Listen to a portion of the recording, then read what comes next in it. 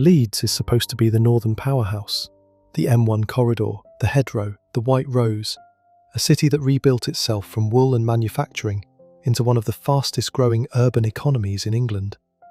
For the men in this list, Leeds became something else. It became a city where a man described in open court as a chief executive ran a heroin empire across Chapeltown and drove his lieutenants to put a machete into a 15-year-old boy. A city where 7 men flooded Gipton with £500,000 of heroin and fought rivals with machetes and combat knives. A city where an EncroChat network bought 3 kilos of cocaine for £123,000, cut it in a Leeds kitchen, and resold 4 kilos for £150,000 on repeat. A city where a taxi driver ferried product and cash across the north under the encrypted handle Satanic Gate. A city where 75 houses were converted into cannabis farms, producing £4.5 million of product. Today we are covering Leeds' most notorious criminals and the full list of organised crime figures that define the city's darkest chapters. Section 1. On the evening of the 18th of March 2019, a black Mercedes pulled into a secluded car park in Kirkstall on the western fringe of Leeds. The driver was not there to park for the night. He was there for a meeting. An Audi was already waiting. A man got out of the Audi and briefly got into the Mercedes. The exchange inside that car took seconds. The Mercedes left. Officers from West Yorkshire Police's surveillance unit had been watching from a position nearby, and what they had just witnessed was the first of 5 documented events that would eventually bring down one of the most significant drug supply conspiracies Leeds Crown Court had ever processed. The man in the Mercedes was Liam Stewart.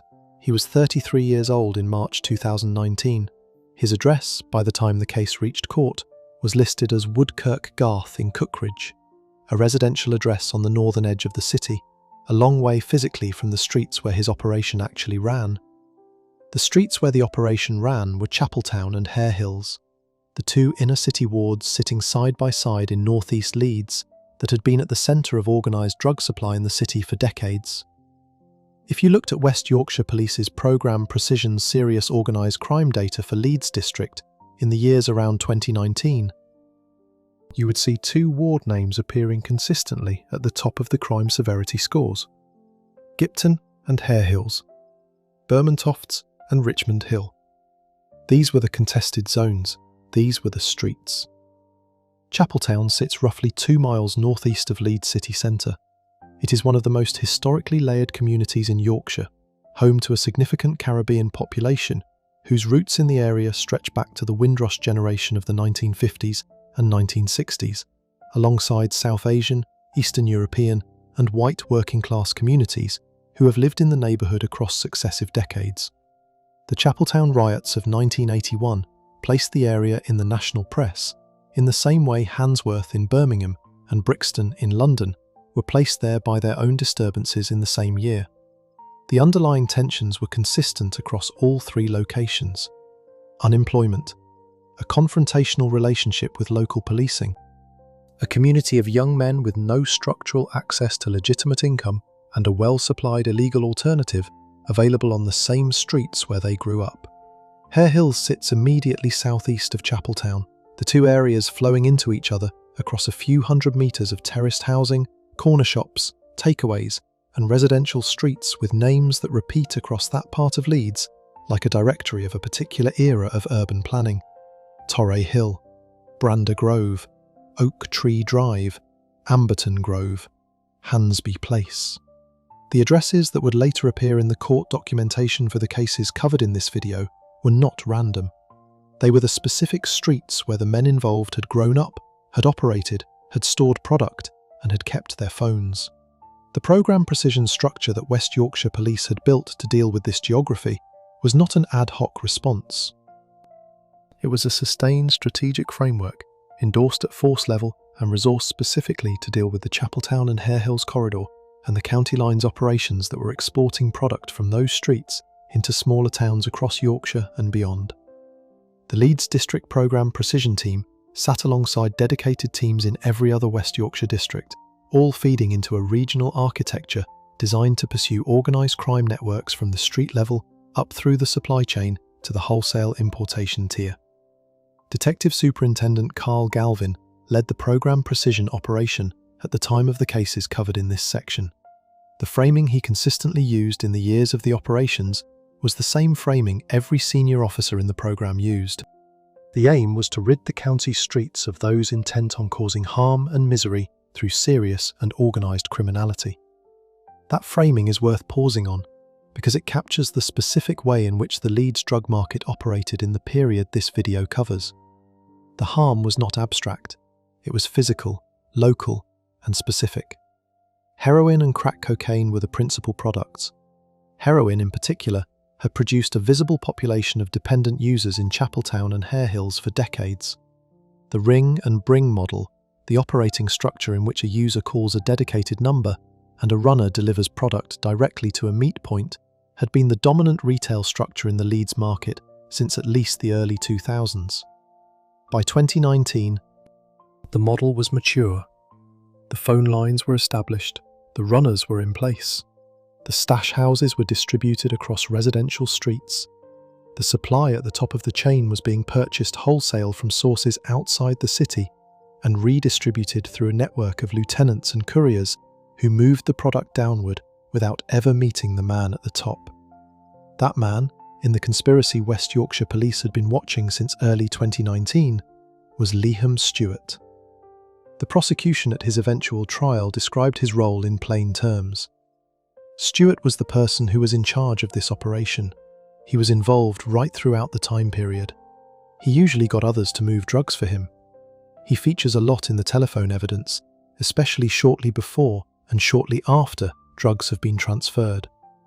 The language is court language, measured and precise. What it describes is a principal who had built his organisation on the principle of physical distance. Stewart did not carry drugs. He did not stand on street corners. He drove a Mercedes to car parks in Kirkstall, sat briefly with a contact and drove away. The product moved through other people's hands. The Pennine-spanning structure of the conspiracy reflected how supply chains for wholesale Class A drugs operated in the Leeds market of that period. Gang members made regular trips to Blackpool to collect drugs before storing them at properties in Leeds. Blackpool, a coastal town with its own well-documented drug market and its own county lines exposure, was one end of a supply corridor that fed back into the Leeds wholesale distribution structure.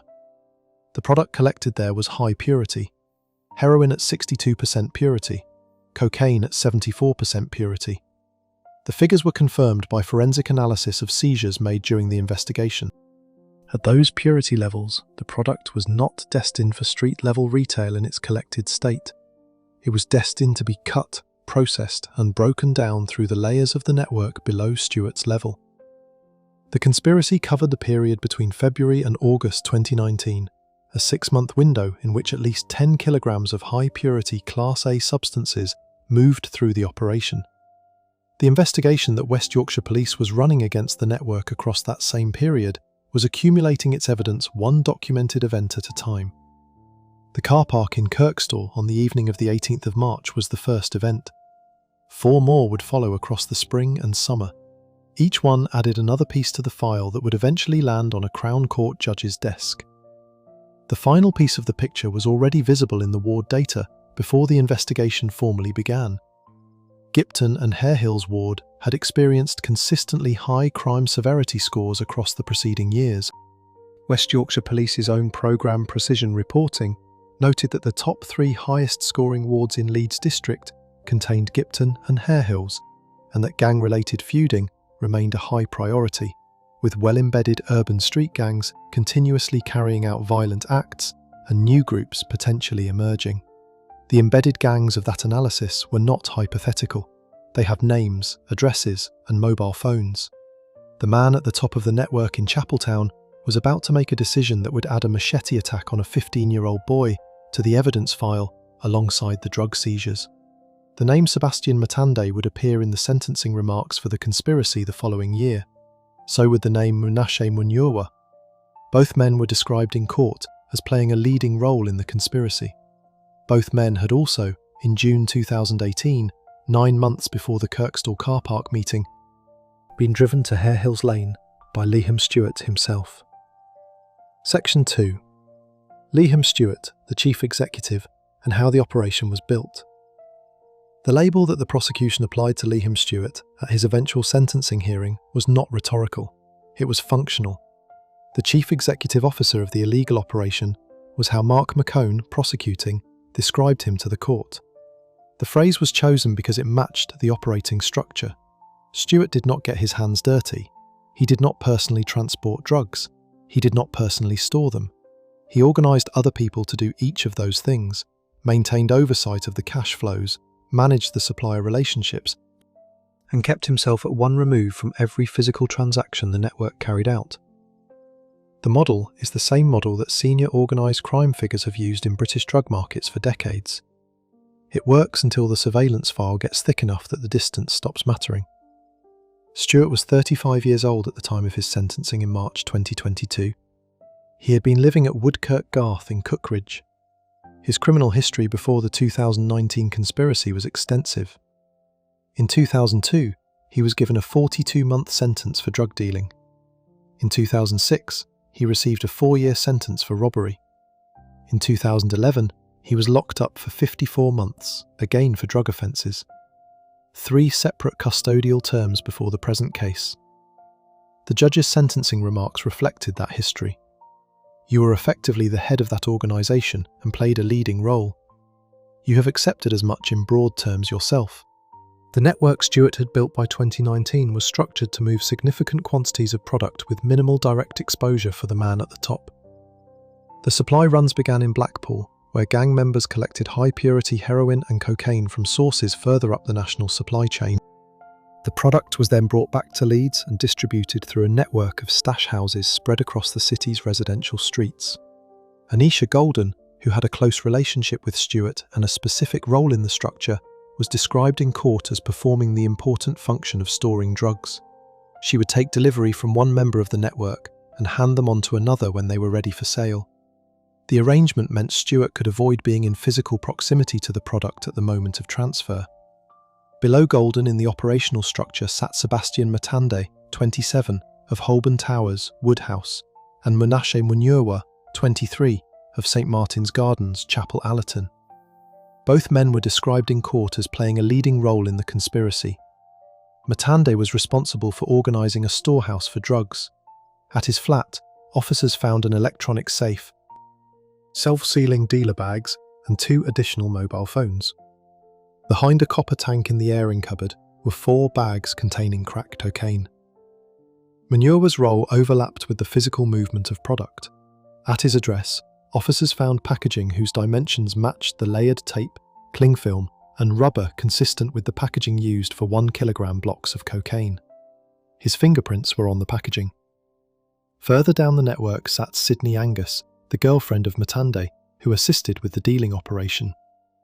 Jonathan Ndombasi was a further member of the group making the Blackpool supply runs. Darnell Anderson Brown was described in court as featuring extensively in the telephone evidence, particularly shortly before and after drug transfers. The prosecution's reconstruction of the network was built from 5 surveillance events, each one documented in the investigation file, and each one placing specific individuals in contact with Stewart and with each other at the moments when product was changing hands. The first event was the 18th of March 2019, the Kirkstall car park. Stewart drove his Mercedes to the secluded location and met contacts in an Audi. A man from the Audi briefly got into Stewart's car. Later that same evening, Stewart parked next to the Audi in Roundhay. A Toyota Yaris occupied by Shafiqul Islam and Arif Islam was parked close by. The pair approached the Audi. A drugs exchange took place. At 8:15 p.m, the Yaris was stopped by a police officer in Chapeltown. Inside Shafiqul Islam's man bag was a block of 496 grams of heroin at 62% purity, valued at £24,800. Phone evidence showed significant contact between Stewart and Shafiqul Islam, both just before and just after the handover. The second event was 24th May 2019. Officers observed Stewart's father, Michael Stewart, 54, of South Farm Road, Gipton, removing a cardboard box from an Audi outside his home. A taxi arrived. 2 men got out. Michael Stewart met one of them in the street and took him inside the house. The man left carrying a white package. Police stopped the taxi in Roundhay at 9:15 p.m.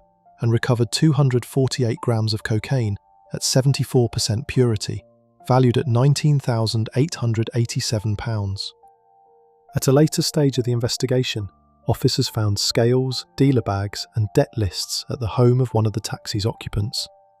The third event placed Matande directly in the surveillance log on the same day, with phone analysis showing him in contact with Stewart and Ndombasi. At his flat, officers later found the safe, the dealer bags, the phones, and the 4 bags of crack cocaine behind the copper tank. The fourth event was August 1st, 2019. At 5:10 p.m, Stewart met a contact on Chadwick Street in Leeds, then drove to a house in Halton Moor. The prosecution's case was that Stewart was collecting drugs from a storehouse to supply to Try Golding 24. Stewart parked outside a Londis store at Woodhouse Grove, where Golding got into the car before being dropped off at a bus stop. Officers stopped Golding as he got off the bus at the Moor Allerton Centre. He was in possession of cocaine worth £1,112. Business cards offering the sale of drugs were later found at his house.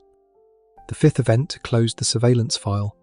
Each of the 5 documented transactions linked Stewart's phone to the person physically moving the product. The prosecution's case was that Stewart was present at or directing each exchange, but never personally handling the drugs. The distance he maintained was the architecture of the operation. The phone records were the architecture of the prosecution. By the time the investigation reached the point of arrests, the network's full structure had been mapped. The supply ran from Blackpool into Leeds. The wholesale product was broken down and stored at residential addresses across the city. The distribution was managed through a series of couriers and runners who moved the product to street-level buyers. The total figure for Class A drugs involved across the 6-month conspiracy was at least 10 kilograms of high-purity heroin and cocaine. In wholesale terms, that figure represented a business with a monthly turnover running into 6 figures. The prosecution's case was put to Stewart, and he pleaded guilty to conspiracy to supply heroin and cocaine. Before sentencing, 2 of his trusted lieutenants had already been dealt with. Shafiqul Islam, 28, of Potter Newton Mount, and Arif Islam, 24, was sentenced after pleading guilty to possession of heroin with intent to supply. 9 further members of the network had been jailed for a total of more than 60 years by the time Stewart finally stood before Judge Mayers in March 2022. Before we move on, if you're enjoying this analysis, please consider subscribing. It helps the channel tremendously. Matande took 15 years and 6 months. Munyewa took 12. Both sentences covered the drug conspiracy and a machete attack on a 15-year-old boy on Hare Hills Lane. The man behind the wheel that day was Liam Stewart. The violence that attack represented was not incidental to the operation. It was structural. Section 3. Violence as a business tool, machetes, turf wars and the cost of the trade. Hare Hills Lane runs through one of the busiest corridors in East Leeds, a stretch of road lined with convenience stores, fast food outlets, takeaways and terraced housing that connects the Hare Hills and Chapeltown areas in a way that makes the 2 neighbourhoods feel like a single continuous space rather than 2 distinct communities. On a day in June 2018, a car pulled up on Hare Hills Lane and 2 men got out. A 15-year-old boy was riding his bike. The 2 men dragged him off it. What followed was described in court as a horrific machete attack carried out in public. The boy survived. The attack was part of the background of drug gang rivalry between the Chapeltown and Hare Hills factions that a judge would later describe as the context for the 2 men's sentencing. The driver of the car was Liam Stewart. The 2 men who got out were Sebastian Matande and Menashe Munyewa, both members of his supply network. The attack was not a random act of violence. It was a targeted intervention in the ongoing territorial dispute between rival drug supply operations competing for the same streets. That is the context in which West Yorkshire Police's Detective Inspector Michael Herbert, head of the Leeds District Programme Precision Team, had been describing the machete problem in Leeds for years. He had said that he had seen all too regularly the gruesome injuries caused to young teenage males by machetes and other weapons, in incidents intrinsically linked to the supply of Class A drugs. He was not speaking in abstract terms. The injuries being caused to young men in Chapeltown and Hare Hills in the years around the Stewart conspiracy were physical, sustained, and documented across multiple police reports. The machete was not the only weapon associated with the networks operating in this geography during the relevant period. When West Yorkshire Police's Programme Precision team executed warrants as part of the investigation that would eventually produce the January 2023 sentencing batch at Leeds Crown Court, the weapons recovered alongside the drugs and phones included multiple machetes, swords, and combat knives. The scale of the weapons recovery reflected the operational reality of street-level drug supply in those wards. Violence was not incidental to the business model, it was structural. The threat of violence and the willingness to use it was the enforcement mechanism that kept the hierarchy stable, prevented the customer base from defaulting on debts, and deterred rival operations from moving into occupied territory. Step back from the individual incidents and you can see the arithmetic of how machetes and drug supply became inseparable in the Chapeltown and Hare Hills corridor across the years this video covers. A ring and bring operation of the kind that Marcus Thomas, John Bergen, and the wider network were running depends on exclusivity. The phone number the customer calls is only worth anything if it is the only number they can call for the product they want at the price they expect. The moment a rival operation establishes itself on the same street or the same block, the customer base begins to fragment. The income from the line begins to fall. The most direct method of removing a rival operation from a contested street was the method that had been used in that geography for 2 decades. Send someone with a blade. The specific violence associated with the Stewart network went further than the Hare Hills Lane attack. Both Matande and Munyorwa pleaded guilty to unlawful wounding alongside their drug conspiracy charges. The judge presiding over their September 2021 sentencing at Leeds Crown Court described the drug gang rivalry between Chapeltown and Hare Hills as the direct background to the machete attack on the 15-year-old. Matande received 15 years and 6 months. Munyorwa received 12 years. The sentences incorporated both the conspiracy to supply Class A drugs and the wounding offences. The court was not treating the violence as a separate matter that happened to coincide with the drug dealing. It was treating them as connected expressions of the same operation. The wider investigation into Leeds' drug supply violence during this period produced its own data. West Yorkshire Police's Operation Shield, a proactive initiative developed to tackle serious youth violence in Leeds, running alongside Programme Precision, made in excess of 100 arrests, submitted over 150 public protection notice referrals, charged over 40 individuals with serious offences, and recovered 8 illegally held firearms and over 50 machetes within a defined period of operation. The 50 machete figure is not a background statistic. It is a count of weapons that had been acquired, held, and were available for use in the streets of one British city within a single enforcement window. The human cost of that environment was not limited to the victims of the attacks themselves. Programme Precision's own published reporting noted that 136 adults and 130 children were safeguarded from significant harm as a direct result of the Programme Precision serious organised crime intervention across the relevant period in Leeds. The safeguarding figures sit alongside the arrest figures and the seizure figures in the official reporting, but they carry a different weight. The children in that count were not being safeguarded from a statistical abstraction. They were being safeguarded from the specific streets and the specific men whose names appear across the court documents this video is drawn from. The strange logic of the whole thing is that the violence was not just harming the community around the network, it was harming the network itself. Every machete attack produced a police response. Every police response produced surveillance activity. Every round of surveillance activity produced evidence. The Stewart network's connection to the June 2018 attack on Hare Hills Lane was in the file before the 5 surveillance events of the 2019 conspiracy had even been documented. The attack did not accelerate the investigation, but it added a layer of evidence that connected Stewart personally to the violence his operation had generated, rather than keeping him behind the screen of distance his operating model was designed to provide.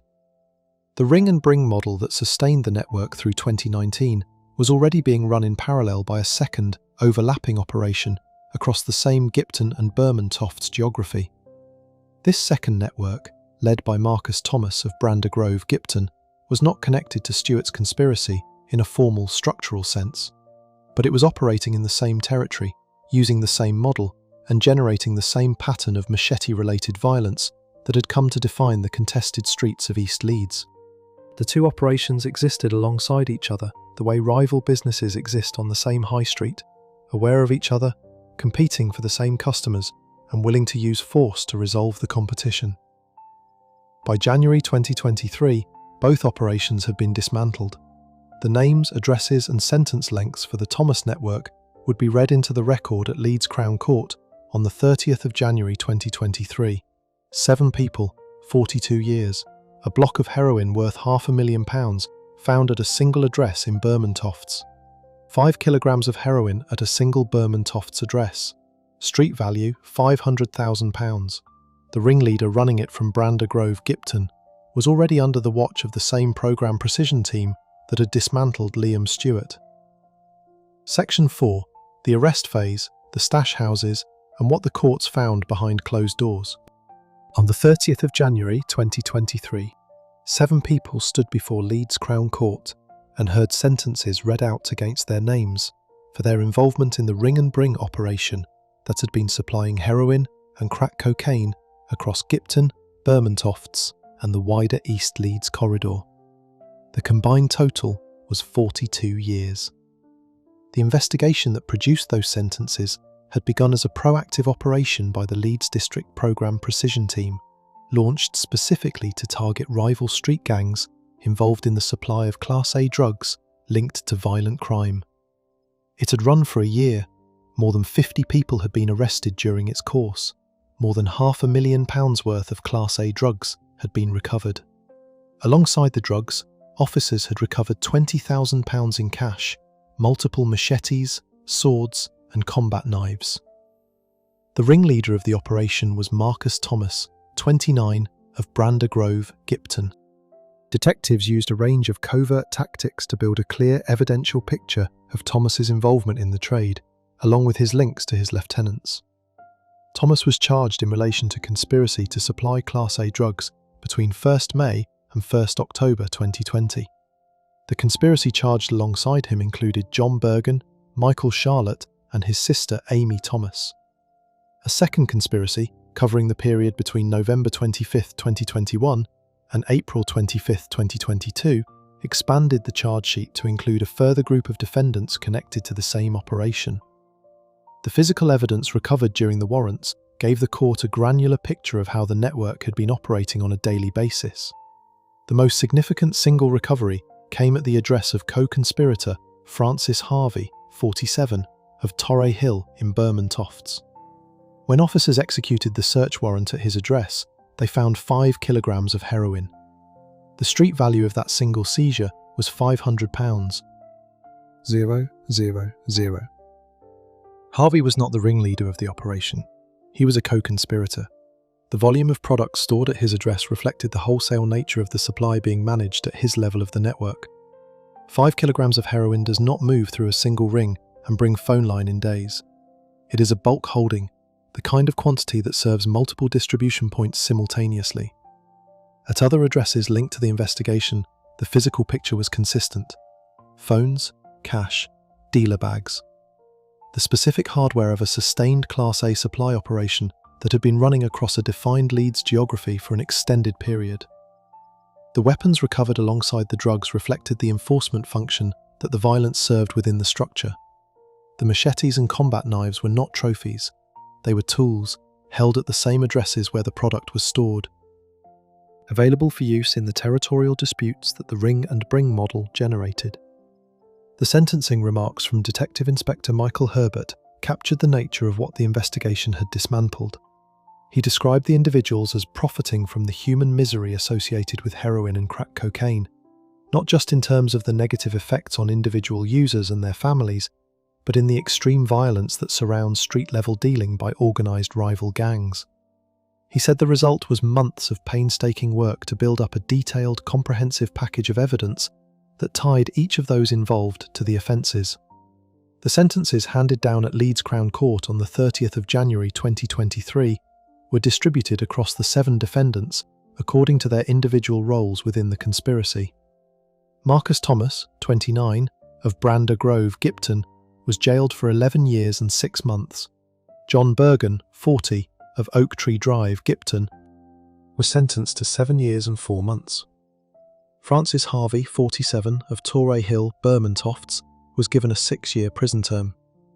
Stephen Moss, 42, of St James Street, Heckmondwike, was given 5 years and 4 months. Mackenzie Boylan, 27, of Hansby Place, Seacroft, was sentenced to 4 years and 4 months. Charlie Locke, 24, of Hansby Place, Seacroft, was given 4 years and 4 months. Michael Charlotte, 27, of Amberton Grove, Gipton, was jailed for 3 years and 4 months. Sean Taylor, 20, of Rathmell Road, Leeds, and Amy Thomas, 29, of Lincoln Road, Bermontofts, were both given suspended sentences. The architecture of the sentencing reflected the tiered structure of the network. Thomas at the top with the longest term, Bergen below him, Harvey, whose address held the bulk product, Moss, Boylan, Locke and Charlotte distributed across the lower operational tiers according to their documented roles in the phone evidence and the surveillance material. The suspended sentences for Taylor and Amy Thomas reflected the court's assessment of the degree of their individual involvement against the totality of the conspiracy. This sentencing batch was not the first wave of court action associated with the Chapeltown and Hare Hills drug supply environment. It followed the September 2021 sentencing of the 6 members of the Stewart Network's operational tier, who had received a combined near 50 years at the same court. And it had been preceded by Stewart's own sentencing in March 2022, when Judge Mayers had imposed the 12-year term and told him directly that he had been effectively the head of that organisation and had played a leading role. Taken together, the 2 networks and the sentencing chains they generated added well over 100 years of combined custody to the record of Leeds Crown Court across a period of roughly 18 months. The geography produced one further layer of legal consequence in the same period. Irfan Dad, 22, of Sandhurst Place, Hare Hills, had been jailed for 12 years at Leeds Crown Court in February 2022 after admitting conspiracy to supply Class A drugs and possession of criminal property. Dad had been running a supply chain moving large quantities of cocaine from Leeds to the northeast of England. Officers had stopped his associate Mohammed Adil Rahem's VW Golf on 2 October 2020 after witnessing an exchange in a lay-by in Teesside. A search of the vehicle found a Chanel bag containing cash and 8 further bundles of notes totalling £21,960. Dad himself was arrested in the driver's seat of a BMW in a yard behind a takeaway on Roundhay Road, Leeds. A bag containing cocaine was found in the BMW, alongside disposable latex gloves and rolls of white bags. Dad's DNA was on the packaging. The combined sentences for his network reached nearly 25 years.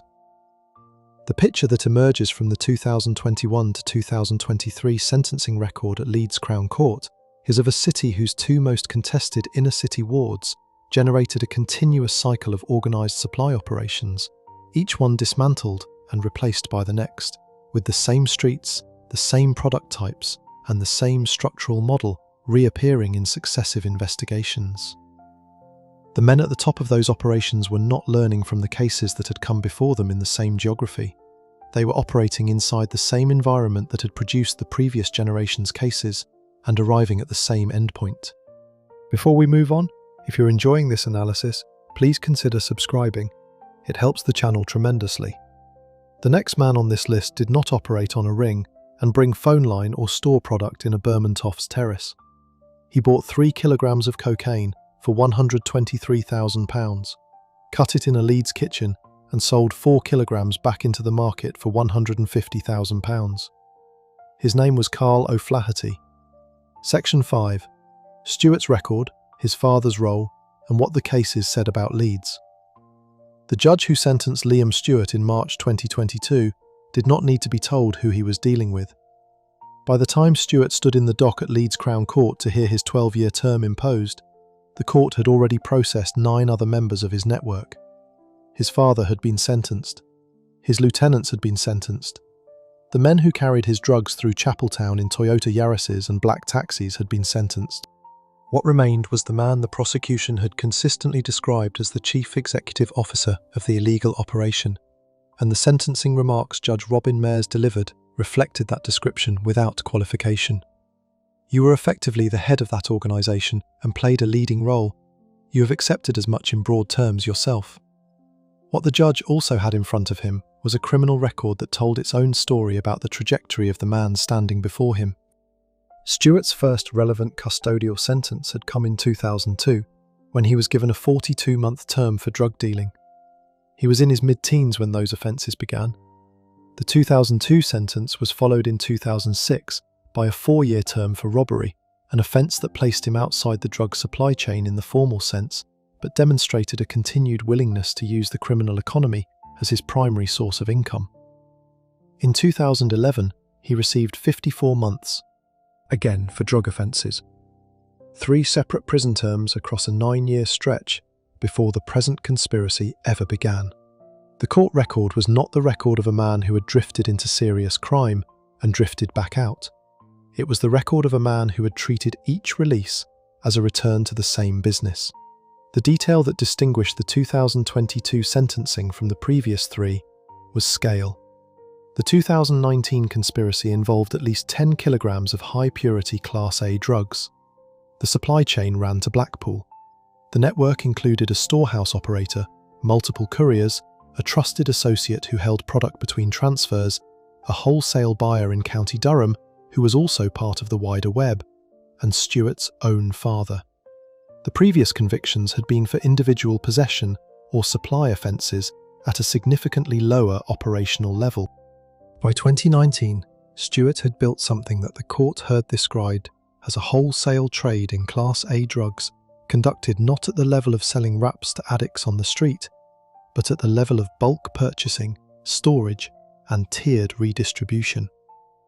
The involvement of Michael Stewart, 54, was one of the more specific details the case placed into the public record. Stewart's father had been observed by officers on 24th May 2019, removing a cardboard box from an Audi outside his home on South Farm Road, Gipton. A taxi arrived. 2 men got out. Michael Stewart met one of them on the street and took him inside the house. The man left with a white package in his jacket pocket. Police stopped the taxi in Roundhay at 9:15 p.m. The package inside contained 248 grams of cocaine at 74% purity, valued at £19,887. In January 2022, Michael Stewart was sentenced to 4 years and 2 months for possessing cocaine with intent to supply. Judge Mayers told him directly at sentencing that under the auspices of his son's control, he had played a role in the storage and safe passage of drugs. The phrase is worth sitting with. Under the auspices of his son's control. The court was not treating Michael Stewart as an independent actor who happened to share a surname with the principal. It was treating him as someone operating within a structure that his son had built and directed. The family dimension of the operation was not unusual in the context of Leeds organised crime. West Yorkshire Police's Programme Precision, reporting for the Leeds district in the relevant period, consistently noted that well-embedded urban street gangs involve trusted networks of family members and long-standing associates at multiple tiers of their operations. The structure reduced the risk of exposure through outside informants. The people handling the product at each level were known quantities whose loyalty had a personal dimension that went beyond the purely transactional. 2 further members of Stewart's trusted circle had been dealt with the week after his father's sentencing. Shafiqul Islam, 28, of Potter Newton Mount, and Arif Islam, 24, were the men in the Toyota Yaris that had been stopped in Chapeltown on the evening of the 18th of March 2019, the first of the 5 documented surveillance events. Shafiqul's man bag had contained 496 grams of heroin at 62% purity, valued at £24,800. Both men pleaded guilty to possession of heroin with intent to supply. Phone evidence showed significant contact between Shafiqul and Stewart, both just before and just after the handover at Roundhay. The contact pattern was the prosecution's standard method for demonstrating who was directing the transfers without being physically present at them. The calls came in clusters around the moment of exchange, then stopped. The geography of the addresses across the entire sentencing chain formed its own picture of how the operation had been distributed across northeast Leeds. Woodkirk Garth, Cookridge, where Stewart lived, South Farm Road, Gipton, where his father lived, Potter Newton Mount, where Shofikul Islam lived, Holborn Towers, Woodhouse, where Matandi lived, St Martin's Gardens, Chapel Allerton, where Munurwa lived, Savile Drive, Chapeltown, Holton Moor, Roundhay, Kirkstall. The addresses formed a map of the city's northeast quadrant, each one a node in the supply structure that Stewart had built and maintained across the 6 months the conspiracy formally covered, and the years of development that had preceded it. West Yorkshire Police's Programme Precision data placed Gipton and Hare Hills Ward at the top of the Leeds District crime severity scoring consistently across the period. The ward that contained Chapeltown, Little London and Woodhouse was directly below it. The operational geography of the Stewart network matched the severity map almost exactly. The highest scoring wards in the city's organised crime data were also the wards where his couriers moved, where his stash houses sat, and where the surveillance team had been watching the transfers take place across the spring and summer of 2019. The map was not a coincidence. It was the product of decades of drug market development in the same residential streets. Stewart had served 3 prior custodial sentences.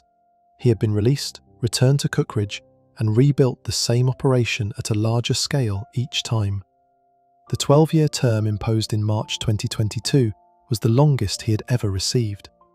Whether it was long enough to interrupt the pattern that 3 previous sentences had failed to interrupt was a question the court could not answer. What the court could say, and what Judge Mayers did say, was that Stewart had been the head of a wholesale drugs organisation operating across the north of England, and that he had accepted that role in his own terms. The operation that would follow Stewart's on this list had a different kind of boss. He did not drive to car parks in Kirkstall. He communicated through a device with the camera and GPS chip removed, under an encrypted handle, on a platform 60,000 criminals across Europe believed was sealed from every police force on the continent. Section 6. The full sentencing. 42 years, 7 people, and a city left counting the cost. Leeds Crown Court sits on Oxford Row in the centre of the city, a few minutes' walk from the Head Row and the civic buildings that define Leeds's public face. On January 30th, 2023, the court processed the sentencing hearing for 7 members of the Marcus Thomas network, the ring and bring operation that had been supplying heroin and crack cocaine across Gipton, Bermontofts, Hare Hills and Seacroft.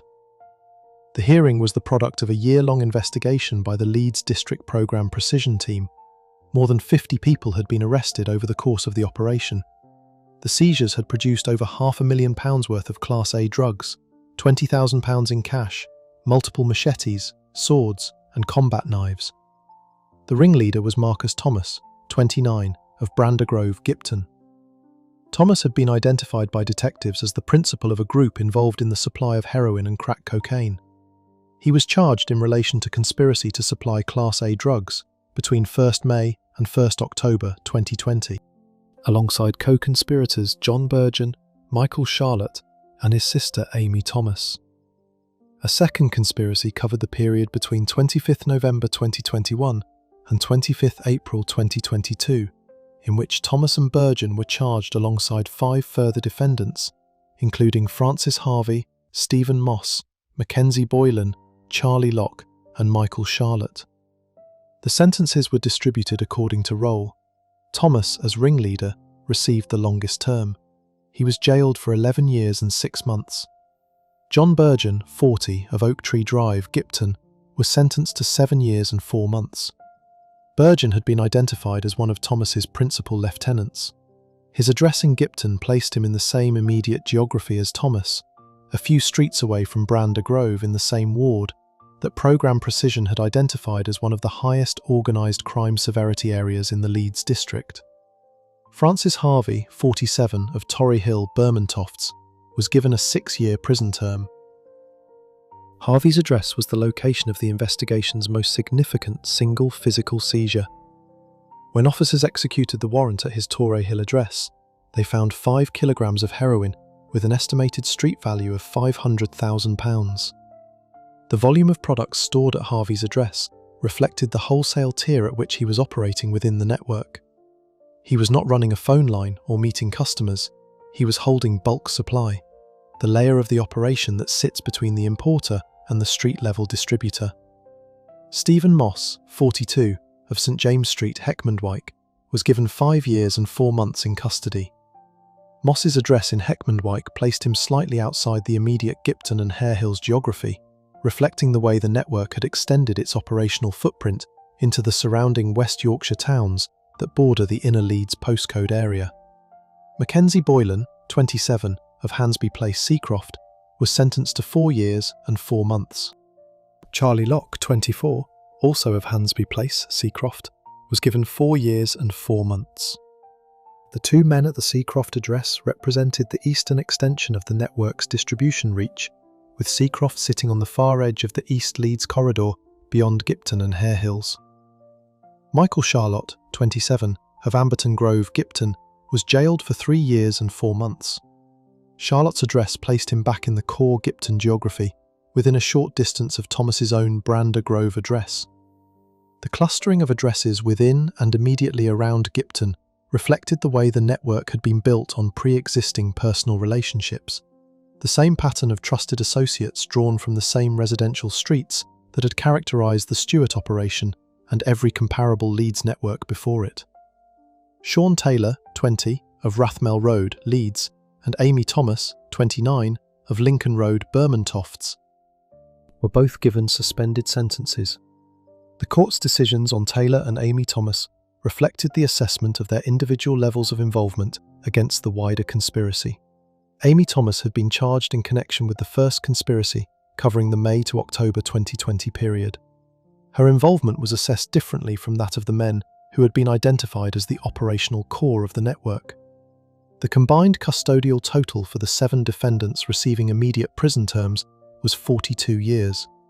Detective Inspector Michael Herbert, head of the Leeds District Programme Precision Team, put the result in the terms the investigation had been built to justify.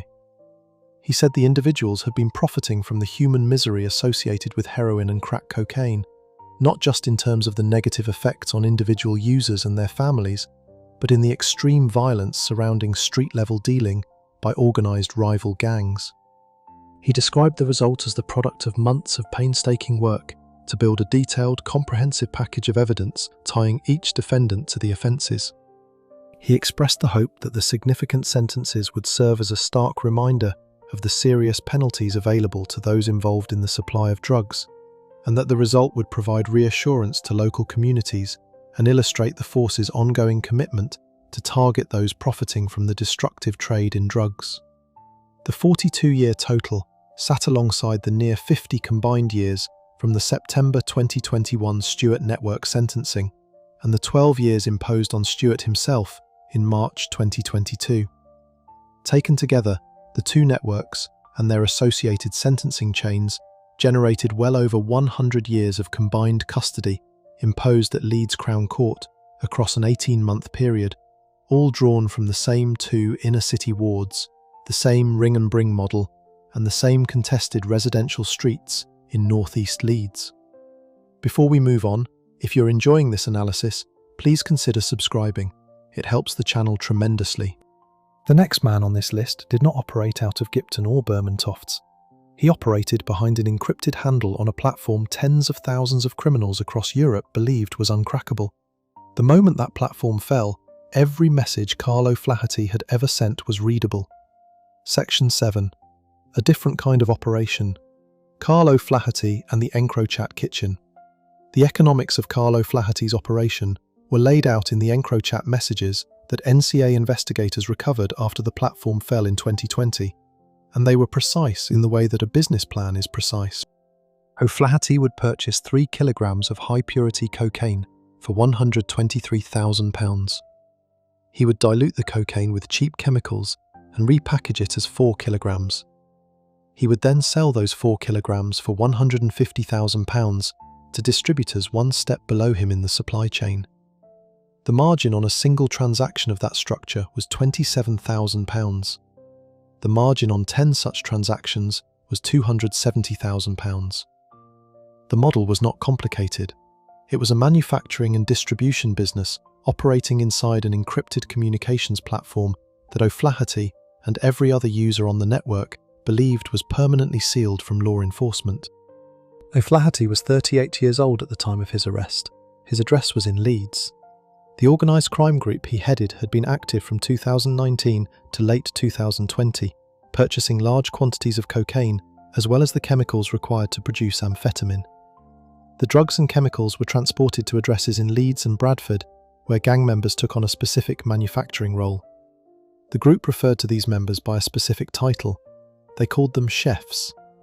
The chef model was a piece of operational design that kept the manufacturing function physically separate from the purchasing and distribution functions at the top of the network.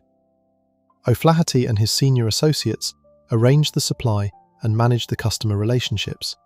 The chefs worked at properties in Leeds and Bradford, producing amphetamine from raw chemicals and adulterating the purchased cocaine with cutting agents before it was ready for onward sale. The division of labour was clean. Each tier of the operation knew its own function, without needing visibility of the full structure. The amphetamine production side of the operation gave the network a second product line, running alongside the cocaine distribution. Amphetamine produced from raw chemicals at a Leeds property is a different proposition from cocaine dilution. It requires equipment, specific chemical inputs, and a degree of technical knowledge about the production process.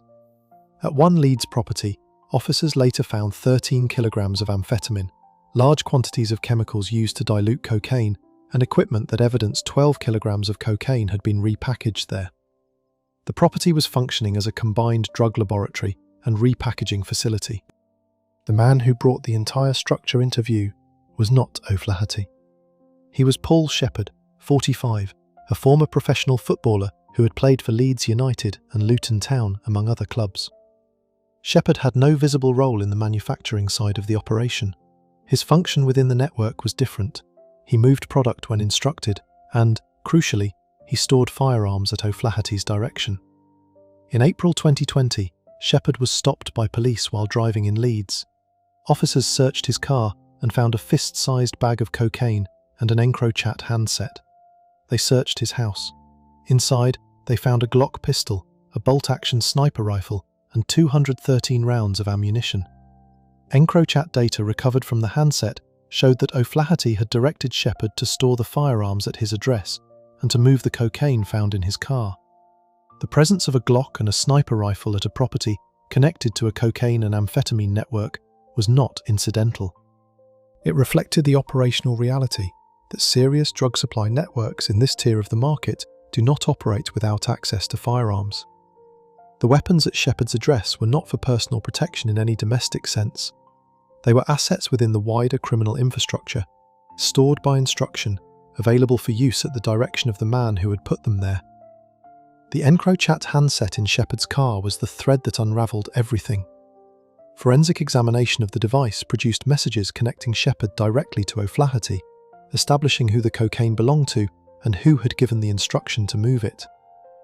From that single handset, the NCA investigation under Operation Venetic would eventually work its way through 10 members of the organised crime group. The platform O'Flaherty's network had trusted with every message, every deal, and every instruction had already been compromised by the time Shepherd's car was stopped. French and Dutch law enforcement had been reading EncroChat traffic in real time since June 2020. Section 8. The handset in the car and how Operation Venetic came to Leeds. In June 2020, French law enforcement working with Dutch counterparts completed an operation that placed implants on the EncroChat server infrastructure, allowing investigators to read the platform's encrypted traffic in real time. EncroChat had approximately 60,000 users worldwide, around 10,000 of them based in the United Kingdom. The handsets cost roughly £2,000 each, with cameras, microphones, GPS chips, and USB ports removed. The users believed the communications were sealed from every police force on the continent. From June 2020 onward, they were not. The NCA's Operation Venetic was the UK's coordinated response to the data take and it would eventually produce more criminal convictions from a single intelligence source than any comparable operation in British policing history. O'Flaherty's network was inside the take. His encrypted handle and those of his associates were in the recovered traffic. Every photograph of a cocaine block exchanged with a customer, every instruction to move product, every pricing discussion had been captured. The April 2020 stop of Paul Shepherd had already given investigators a physical anchor, matching a real identity to an encrypted account. From that point, the forensic examination of the handset and the broader EncroChat data allowed the NCA to map the full network. O'Flaherty, Clinton Blakey, and Dane Marshall were all arrested between May and July 2020. Blakey, 38, had been one of O'Flaherty's regular wholesale customers. The EncroChat messages between the two documented the business relationship directly, including photographs of cocaine blocks and detailed pricing discussions. Blakey would purchase the diluted product from O'Flaherty and add his own cutting agents before selling it on. When the arrest phase came in October 2020, Blakey failed to appear at court. A warrant was issued. NCA investigators traced him to Madrid in 2021, where Spanish police arrested him. He was given bail and fled again. In May 2023, following a further surveillance operation, he was located in Marbella and detained. He was returned to the United Kingdom on the 8th of June 2023 and placed immediately into custody. Dane Marshall, 42, operated under the EncroChat handle KingChef-UK. His role was to dilute, press, and repackage the cocaine blocks for distribution, the production side function that linked the purchased raw product to the finished sellable output. Taxi driver Safdar Pervez, 57, operated under the handle Satanic Gate. His function was logistics, ferrying large quantities of product and tens of thousands of pounds in cash across the north of England.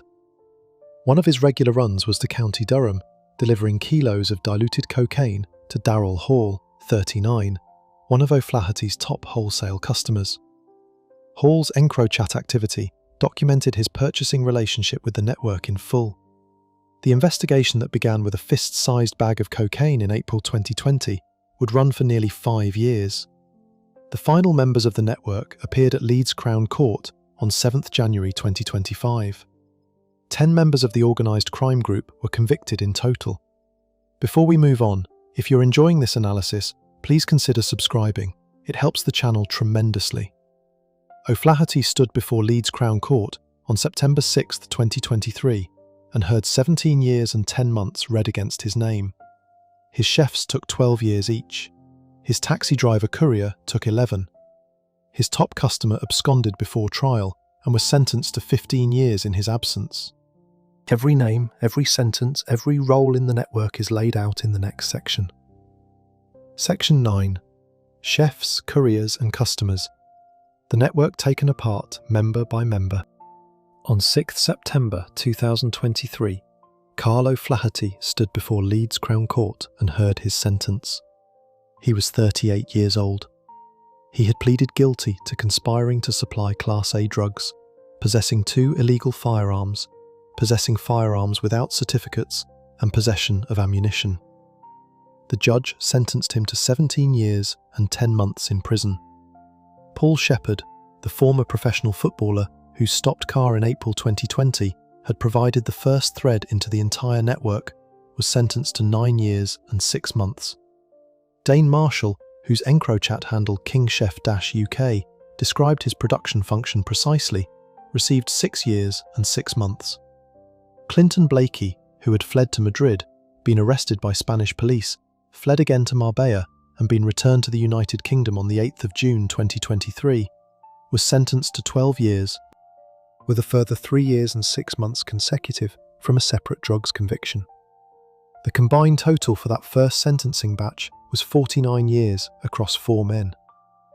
It was not the end of the case. On 7th of January 2025, 3 further members of the network and one of O'Flaherty's top customers were sentenced at Leeds Crown Court following a 3-week trial in November 2024. Mikhail Stanislavchuk, 39, known by his EncroChat handles Scissor Bell Arm and Polish Shaman, was jailed for 12 years. His role as a chef had included an unsuccessful attempt to extract cocaine dissolved in oil at the Bradford laboratory property. David Brearley, 38, who had also worked as a chef at the Leeds and Bradford properties, was jailed for 12 years and 6 months.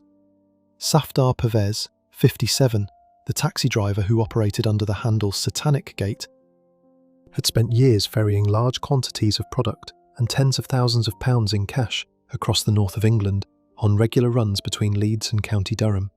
He was sentenced to 11 years. Darrell Hall, 39, one of O'Flaherty's top wholesale customers based in County Durham, had absconded before the November 2024 trial began. He was sentenced to 15 years in his absence. The NCA confirmed at the January 2025 hearing that work to locate Hall and bring him into custody was ongoing. NCA Operations Manager Nigel Coles said the complex and extensive investigation had brought down every member of the dangerous criminal network, from the mastermind behind the conspiracy to couriers transporting both firearms and drugs across the north of England. He said lengthy custodial sentences had been given to all 10 members of the organised crime group, and that the investigation had stopped significant quantities of harmful drugs from reaching communities, alongside the seizure of deadly firearms. The total across both sentencing batches ran to well over 100 years. One member remained at large. The EncroChat network O'Flaherty had trusted with every deal and every instruction had been readable by law enforcement from the moment the platform fell in June 2020. The operation he believed was invisible had been documented in full before the first arrest was ever made. The EncroChat network O'Flaherty trusted with every deal had been readable since the moment the platform fell in June 2020. 10 members sentenced across 2 hearings spanning nearly 5 years, one still at large in County Durham.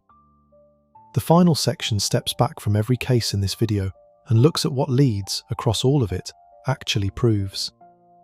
Section 10. What both networks prove. The pattern underneath Leeds' organised crime.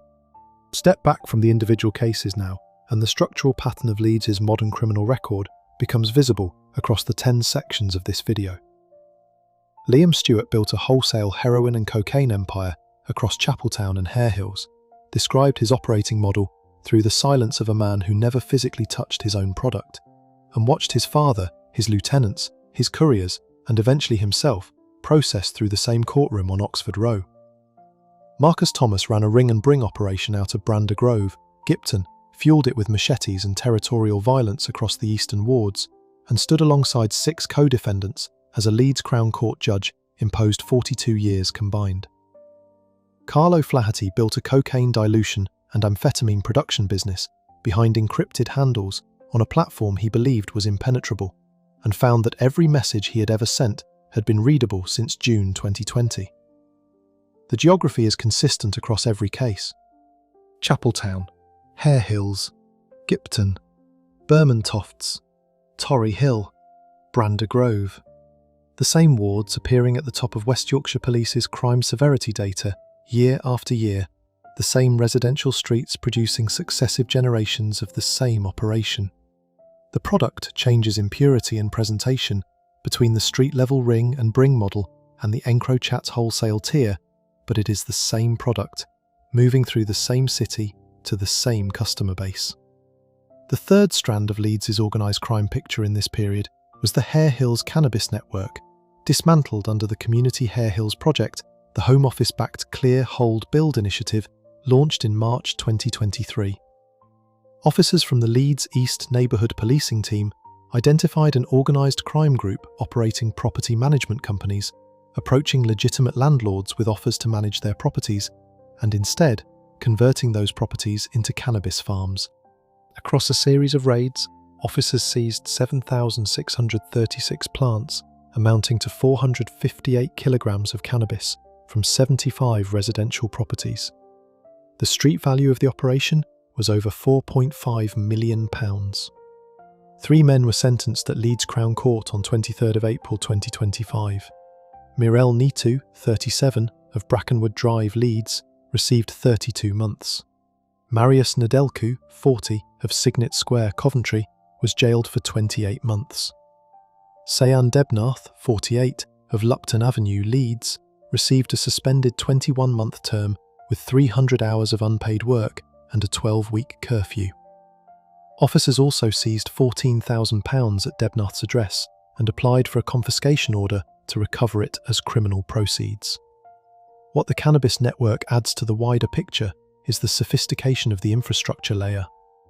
Stewart's operation was built on personal trust and physical proximity. O'Flaherty's was built on encrypted communications and a manufacturing process. The Hare Hills Cannabis Network was built on the appearance of legitimate business, property management companies with paperwork, with landlords, with a veneer of commercial normality that required months of painstaking investigative work to unpick. 3 different models, 3 different tiers, the same postcode. What Leeds proves, across the cases this video has covered, is that the city's criminal record is not the story of one gang or one operation. It is the story of how organised crime in a major northern city reshapes itself across generations, taking the same demand for the same substances and routing it through whatever model the operating environment makes available.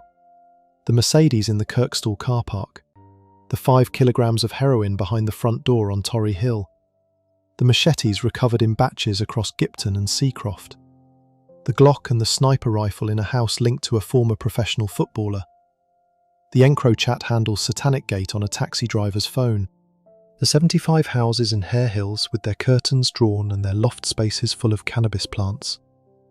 Different decades, different models, the same city. If you enjoyed this breakdown, make sure to subscribe. Thanks for watching, and I'll see you in the next one.